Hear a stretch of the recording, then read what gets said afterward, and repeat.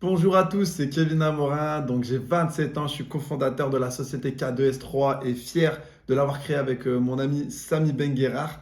Donc le but de cette vidéo aujourd'hui, ça va être tout simplement de préparer l'avenir. Comment le préparer, comment l'anticiper, ne pas le subir, en tirer un maximum de profit. Et justement, nous allons voir tout ça à l'intérieur de cette vidéo. Let's go! New York City. You are now rapping with 50 Cent.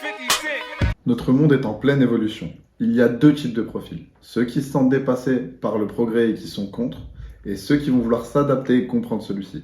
Personnellement, je me positionne du côté des optimistes, car pour moi, qui dit grand changement, dit également la redistribution des cartes. C'est dans ces moments-là que les opportunités fleurissent. Comment les découvrir? Nous allons voir tout ça maintenant. Analysons la situation actuelle. Pour les transports, par exemple.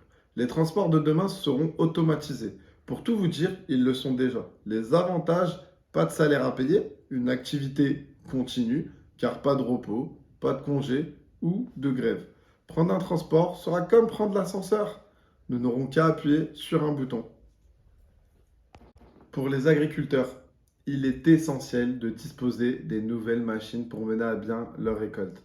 Avec ces machines, la main-d'œuvre n'est plus nécessaire. Aujourd'hui, un fermier ressemble plus à un ingénieur plutôt qu'aux vieux paysans bretons qu'on a l'habitude de connaître. Les imprimeurs et éditeurs. Là, nous avons la définition du mot obsolète. Non, sérieux, qui n'utilise pas son smartphone pour s'informer de nos jours? La survie des journaux sont dues uniquement aux subventions et à l'aide de l'État. Nos amis les caissières.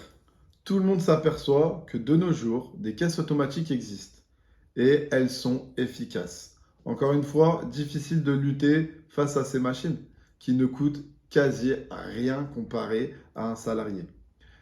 Elles permettent un travail 7 jours sur 7, 24 heures sur 24. Et Amazon Go a déjà lancé ce concept en libre service. Et nous risquons d'en voir plusieurs dans les années futures. Enfin voilà, vous m'avez compris, notre monde change. Et il y a plein d'autres exemples, comme les ouvriers qui sont remplacés également donc par des machines. Ou encore nos banquiers, qui n'ont plus trop d'utilité de nos jours.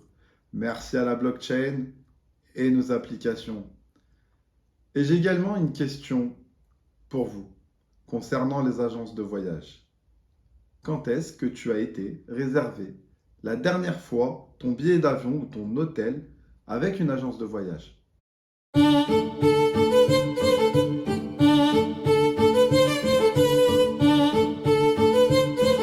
Merci encore une fois à Skyscanner ou Booking ou Airbnb et j'en passe. Maintenant que nous avons vu plusieurs exemples, je vous laisse découvrir la vision de Jack Ma, entrepreneur à succès que je trouve super pertinent.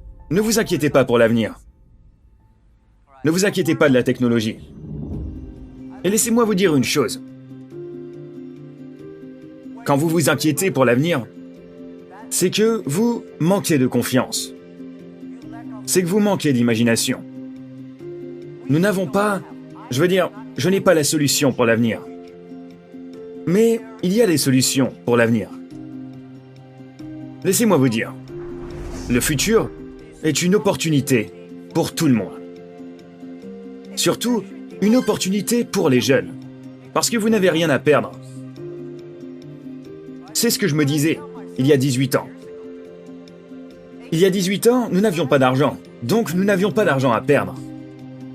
Nous n'avions aucune technologie, donc aucune technologie à perdre.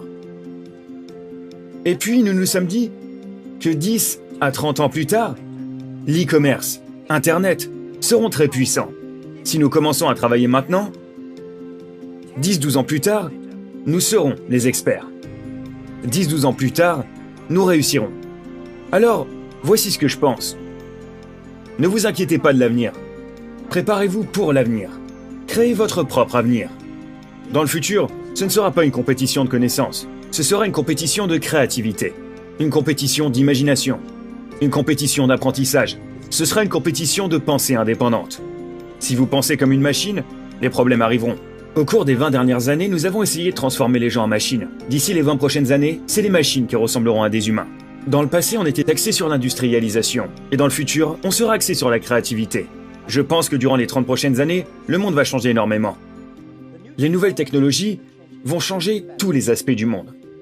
Deuxièmement, ne vous inquiétez pas des choses dont les autres s'inquiètent. Surtout, ne vous inquiétez pas des choses qu'un président ou alors qu'un premier ministre s'inquiète. Inquiétez-vous des choses qui vous concernent. Tout le monde a bien trop de raisons pour s'inquiéter. Si vous ne vous inquiétez pas pour vous, alors vous vous inquiétez trop des problèmes du monde. Maintenant, Alibaba doit se soucier des problèmes du monde. Mais vous ne devriez pas vous en soucier. Le président Poutine s'inquiète pour le monde. Vous ne devriez pas en faire de même. Vous devriez vous soucier de votre diplôme. Et comment vous pouvez gagner votre vie? Comment pouvez-vous faire quelque chose de différent? Comment pouvez-vous faire quelque chose qui est amusant, intéressant et qui aide les autres? D'ailleurs, ne croyez pas que la technologie va priver les êtres humains de travailler. La technologie va remplacer beaucoup d'emplois stupides. Quand l'électricité est arrivée, beaucoup d'entreprises s'inquiétaient de perdre des emplois. Mais l'électricité a créé tellement d'emplois. L'intelligence artificielle créera plus d'emplois. Le problème est que durant les 20 à 30 prochaines années, nous pourrons voir disparaître beaucoup d'emplois. Mais c'est une courte période. Alors nous, les gens, devons apprendre comment nous pouvons survivre à l'ère de l'intelligence artificielle. Vous devez savoir que personne ne veut et personne ne peut arrêter cette révolution technologique. Vous vous inquiétez, elle arrive. Vous ne vous inquiétez pas, elle arrive. Alors à quoi bon s'inquiéter? Et les gens me disent « Jack, avez-vous déjà pleuré au cours des 18 dernières années en travaillant dans l'e-commerce en Chine ?» Je ne pleure pas, parce que je sais que pleurer n'aurait aucun sens, ça ne m'aidera pas. Si pleurer pouvait m'aider, je pleurerais tous les jours. Alors, ne vous en faites pas.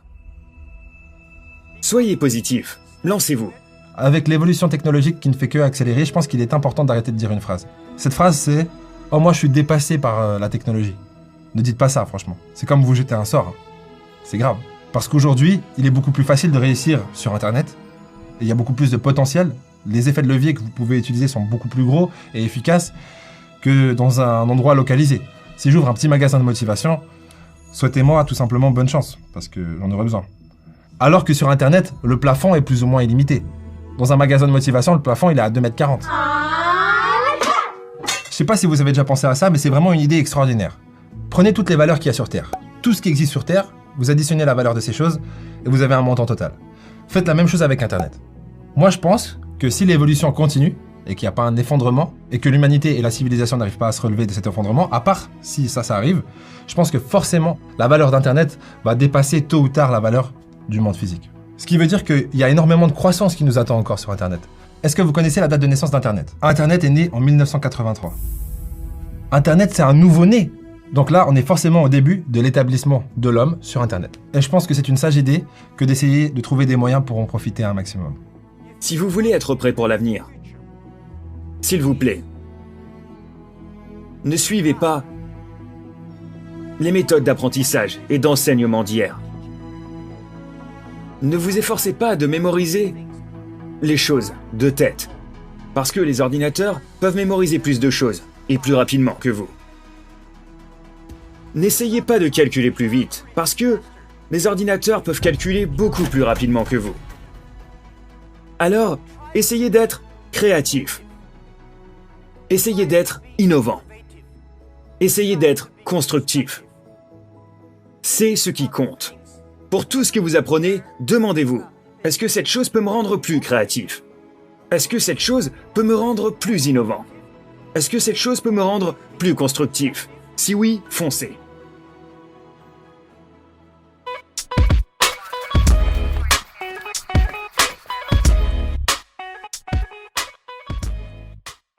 Notre pays, la France, a de nombreuses qualités, mais en revanche, elle n'est pas reconnue pour accueillir de nouvelles idées ou encore de nouvelles technologies.